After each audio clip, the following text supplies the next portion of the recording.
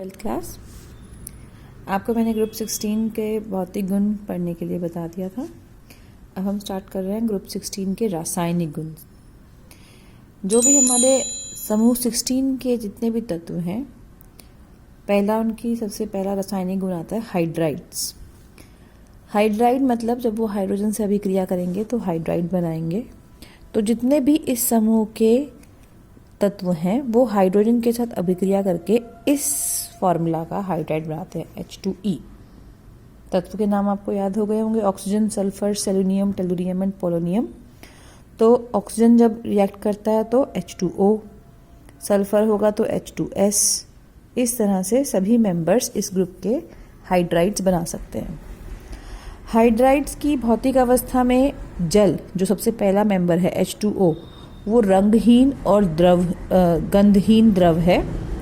इसके अतिरिक्त जितने भी हाइड्राइड्स हैं उन सब के पास अपनी एक विषैली या अप्रिय सी गंध होती है। ठीक है। क्वथनांक जब आप H2O से नीचे की तरफ मूव करते हैं तो क्वथनांक बढ़ता है। ठीक है। तो H2S से H2TE तक क्वथनांक बढ़ता है, लेकिन इसमें हमने H2O को नहीं लिया क्योंकि H2O के अंदर हाइड्रोजन आबंध के कारण सबसे अधिकतम क्वथनांक होता है। ऊष्मीय स्थायित्व मतलब जब उसको आप गर्म करेंगे तो वो कितना स्थायी है। ऊष्मीय स्थायित्व इस तरह से नीचे आते आते घटता चला जाता है। अम्लीय प्रकृति, कौन कितनी आसानी से H पॉजिटिव आयन दे सकता है, तो अम्लीय प्रकृति नीचे आते आते बढ़ती है। ठीक है। अपचायक गुण भी H लूज करने की क्षमता है तो वो नीचे जाते जाते बढ़ेगी, लेकिन इसमें ध्यान रखना H2O को छोड़कर बाकी सभी तत्वों जितने भी यौगिक हैं इस ग्रुप के हाइड्राइड्स जो हैं वो तो अपचायक गुण रखते हैं। H2O में यह गुण ही नहीं होता, वह अपचायक नहीं बिहेव कर सकता। हाइड्राइड की संरचना, जितने भी तत्व हैं जब वो हाइड्राइड बनाते हैं तो वो इस संरचना में होते हैं। यहाँ सेंटर में हमारा मेटल हो गया, जैसे O के साथ H और H दो आबंध बना लिए और दो इसके एकाकी इलेक्ट्रॉन युग्म इसके ऊपर रह जाते हैं। अब इसमें जो इनकी आबंध है, ये वाला जो आबंध है, दिस आबंध HMH, ये जो आबंध है इसका मान ग्रुप में नीचे आते आते ये वेरी करता है। और वो क्या वेरिएशन है, इस तरह से। ठीक है। जल में इतना, H2S में इतना, सो ऑन। हाइड्राइड्स के बाद अगले तत्व हैं हेलाइड्स। हेलाइड समूह 16 के जो तत्व हैं वो हेलाइड इन सब फॉर्मूलाज के बना सकते हैं, EX6, EX4, EX2। तो डाईहेलाइड, टेट्राहेलाइड और हेक्साहेलाइड्स, 3 तरह के हेलाइड्स बनेंगे। हेक्साहेलाइड्स सब नहीं करेंगे, ये वाला हेक्साहेलाइड वाला था जो एबिलिटी है वो केवल सल्फर में आती है। सल्फर हेक्साहेलाइड बनाता है। फिर टेट्राहेलाइड सल्फर में, टेलुरियम में, इन सब में मिल सकता है। और डाईहेलाइड एंड मोनोहेलाइड वो सभी मेंबर्स बना सकते हैं। ठीक है। सल्फर के अंदर सबसे ज्यादा हेलाइड्स बनाने की कैपेसिटी है। नेक्स्ट आते हैं ऑक्साइड्स। ऑक्साइड्स मतलब ऑक्सीजन के साथ अभिक्रिया। अब इसमें पहला मेंबर ऑक्सीजन, वो खुद से ऑक्सीजन से अभिक्रिया करेगा नहीं, तो बाकी सब मेंबर्स 2-3 तरह के ऑक्साइड्स बनाएंगे, मोनोऑक्साइड्स, डाइऑक्साइड्स और ट्राइऑक्साइड्स। मोनोऑक्साइड्स ये वाले, डाई मतलब जहाँ पर O होगा 2 बार और ट्राई मतलब 3 बार। तो ये बड़ा सिंपल सा टॉपिक है, आप इसको रीडिंग करोगे ये आपको क्लियर हो जाएगा, इसमें प्रॉब्लम्स नहीं आनी चाहिए। नेक्स्ट ऑक्सी अम्ल, ये इंपॉर्टेंट है। ऑक्सी अम्ल, यहाँ पर ऑक्सीजन को छोड़ के इस ग्रुप के ऑक्सीजन के अतिरिक्त सभी तत्व ऑक्सी अम्ल बनाते हैं। इनके ऑक्सी अम्ल के आपको सूत्र याद करने हैं सबके, ये फॉर्मूला है इनका, जैसे सल्फ्यूरस, सेलेनस, टेलुरस, सल्फ्यूरिक, सेलेनिक, टेलुरिक। तो जब आपके पास यहाँ पर ऑक्सीकरण अवस्था के हिसाब से नाम अस और इक दो तरह के ऑक्सी अम्ल बन रहे हैं। ठीक है, जब डाइऑक्साइड्स हैं, ट्राइऑक्साइड्स हैं या टेट्राऑक्साइड्स हैं, आप देख सकते हो इन सब में ट्राइऑक्साइड्स थे तो अस, सल्फरस, सेलेनस, टेलुरस।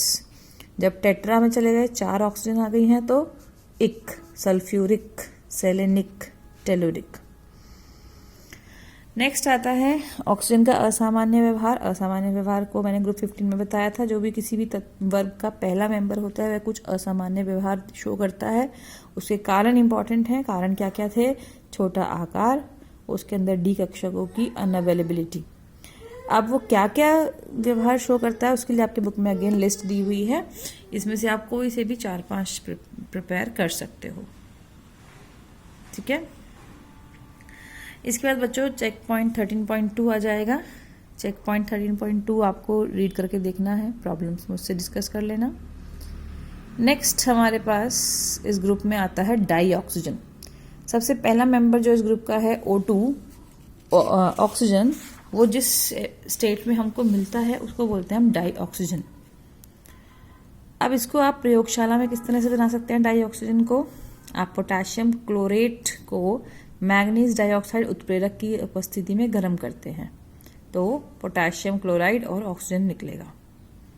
ठीक है, यहाँ पर आपको जो पोटेशियम क्लोरेट और मैंगनीज ऑक्साइड जब लेना है तो वो 4:1 4:1 की कॉम्पोजिशन में लोगे और गर्म करने पर ऑटोमेटिकली आपको ऑक्सीजन मिल जाएगी। अब इस अभिक्रिया को करते समय आपको क्या सावधानियां रखनी है कि ये जो आप पूरा एक्सपेरिमेंट कर रहे हो, प्रोसीजर कर रहे हो, इसको वायुरोधी मतलब हवा की उपस्थिति नहीं मिलनी चाहिए। मैंगनीज ऑक्साइड जो आपने उत्प्रेरक यूज किया है वो शुद्ध होना चाहिए।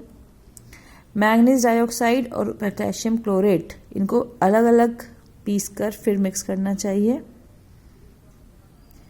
प्रयोग समाप्त होने पर गर्म करने से पहले निकास नली को जल के भरी द्रोणिका से निकाल लेना चाहिए, अन्यथा दाब में कमी। ये जब आप डाउनवर्ड डिस्प्लेसमेंट ऑफ वाटर, जिसमें आप पानी इस तरह से इकट्ठा करते हैं ना, जब कोई भी गैसीय चीज़ निकलती है तो उसके अंदर हमने ऐसे नली लगा रखी है और इसको हम एक टेस्ट ट्यूब में रखते हैं जिसके अंदर जल इकट्ठा कर रखा है। तो यहाँ से गैस बनती रहती है, जल नीचे शिफ्ट होता रहेगा, गैस यहाँ इकट्ठी होती रहेगी। तो उस तरह से जब आप लेते हैं तो आपको बहुत ध्यान रखना है।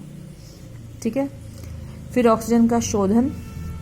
जब ऑक्सीजन मिलती है उसको हम फॉस्फोरस पेंटाऑक्साइड के साथ अभिक्रिया करवाते हैं और फिर सल्फ्यूरिक अम्ल के साथ। इससे क्या होगा? ऑक्सीजन में जो भी थोड़ी बहुत नमी उपस्थित है, H2O के वेपर्स उसमें रह गए हैं, वो बाहर निकल जाएंगे और ऑक्सीजन शुद्ध हो जाएगी। ठीक है, इसके प्रिपरेशन की अन्य विधियां भी दे रखी हैं, उनको आप एक बार रीड कर लेना। भौतिक गुणधर्म। ऑक्सीजन के भौतिक गुण कौन कौन से हैं? ये स्वादहीन गैस है, गंधहीन गैस है, रंगहीन गैस है, वायु से भारी है, जल में अल्प विलय है। ठीक है, ये सब भौतिक गुण हैं। एंड आज हम भौतिक गुण तक ही करेंगे, रासायनिक गुण से हम कल से स्टार्ट करेंगे नेक्स्ट वीडियो में आपकी। और we can do one thing, रासायनिक गुण की मैं आपको पिक सेंड करूंगी। रासायनिक गुण ऑक्सीजन के आप एज अ होमवर्क आज रीडिंग करेंगे, प्रॉब्लम्स मुझसे कल डिस्कस करेंगे। तो कल हम रासायनिक गुण एंड उपयोग आप लोग करने के बाद कल हम ऑक्साइडों के वर्गीकरण से अपना नेक्स्ट लेक्चर शुरू करेंगे। ठीक है, इसकी पिक्स मैं आपको सेंड कर दूंगी। आज के लिए इतना ही, थैंक यू।